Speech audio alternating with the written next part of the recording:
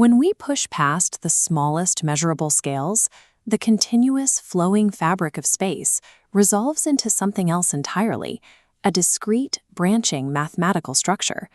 The continuous spacetime mapped by general relativity is a high-level projection. It is a low-energy manifestation, a semi-classical shadow generated by underlying arithmetic rules.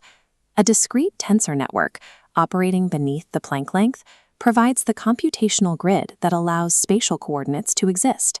The mechanics of this grid are governed by logos field theory and the Adelic Langlands Program, frameworks that unite local combinatorial structures across a vast ring of prime numbers.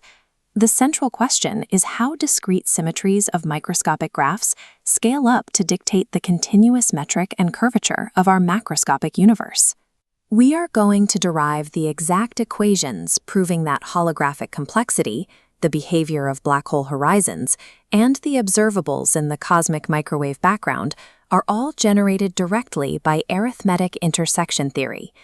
The macroscopic physical anomalies we measure in space are unavoidable mathematical limits dictated by graph representation geometry. This diagram models the microscopic universe as a multi-scale entanglement renormalization ansatz, or MERA tensor network.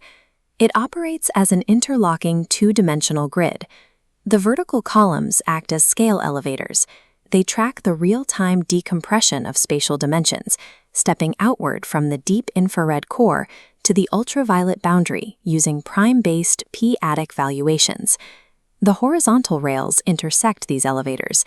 They distribute quantum entanglement sideways across independent columns via local mathematical transport mechanisms called Hecke operators.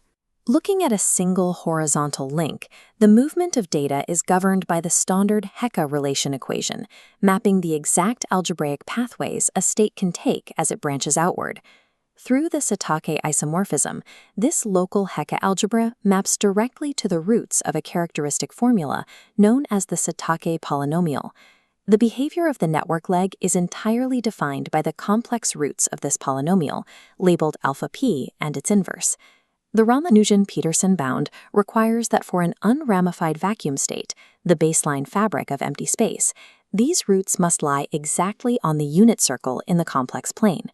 This constraint preserves quantum unitarity at the local tensor node. Continuous semi-classical spacetime exists because this precise algebraic boundary prevents infinite spectral dispersion at the microscopic level.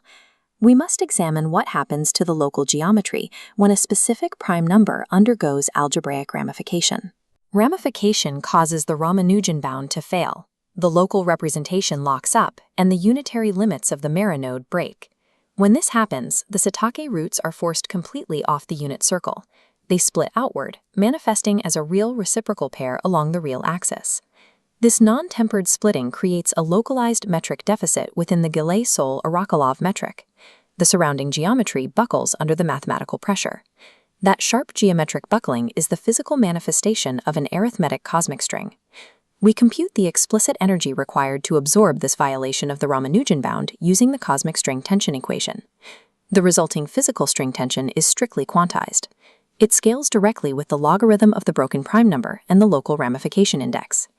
Macroscopic cosmic topological defects are explicit, necessary geometric reallocations of excess mathematical density.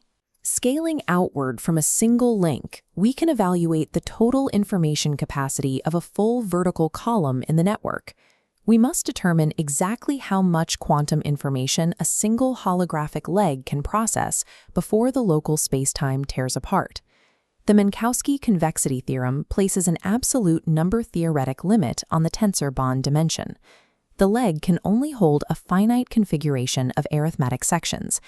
This mathematical inequality dictates the strict upper bound on the leg's capacity, designated by the character chi. The maximum limit is controlled by two specific geometric invariants in the exponent.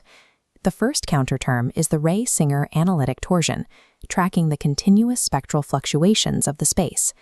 The second counterterm is the Falting's complexity height, which tracks the computational cost of the geometric state. These invariants act as geometric regulators. They restrict the density of arithmetic sections, ensuring that as the holographic leg contracts, the available entropy remains proportional to the bounding surface area. The Bekenstein entropy bound emerges from this intersection duality, where number theory prevents information from exceeding the available geometric capacity. We can test these arithmetic limits at the most extreme coordinate in physics, the event horizon of a macroscopic black hole undergoing evaporation. Horizon evaporation functions as a process of adelic recompression. At the horizon boundary, the continuous Archimedean space breaks down entirely, fracturing back into the discrete p-adic tree branches that define the deep interior. The interface between the continuous exterior and the discrete interior is controlled by a large gauge transformation operator called the Den-twist matrix. This matrix expands into a quantum gate array that functions as an automated, character-weighted algebraic filter. The Falting's complexity metric is embedded directly into its phase parameters. As the black hole releases energy, every outgoing state must pass through this specific quantum gate array. This yields the modulated Hawking-Gray-body equation, which computes the precise transmission coefficient of the emitted radiation. This equation proves the Hawking flux is perfectly arithmetically choked by the unitary transition amplitudes of the gate array.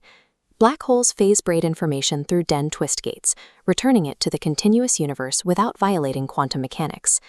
To verify this entire mathematical framework, we must look at the absolute macro scale, the observable cosmic microwave background, or CMB. Because the microscopic fabric of spacetime is built on discrete MERA constraints, the macroscopic universe must inherit its rigid mathematical signatures, stretched across the sky by inflation. This chart displays the primordial scalar power spectrum equation. By focusing on the cosine term, we can search the early universe for these microscopic footprints. That cosine term forces a highly specific, log-periodic spacing into cosmic radiation, driven explicitly by prime number ratios. These prime-spaced ripples in the CMB are the direct, observable footprint of the discrete tensor-like contractions operating at the Planck scale. This same underlying prime spacing generates a distinctly quantized, step-like staircase profile in the primordial non-Gaussianity of the early universe.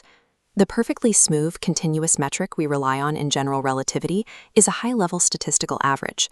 Reality is the averaged semi-classical shadow of a bounded arithmetic graph.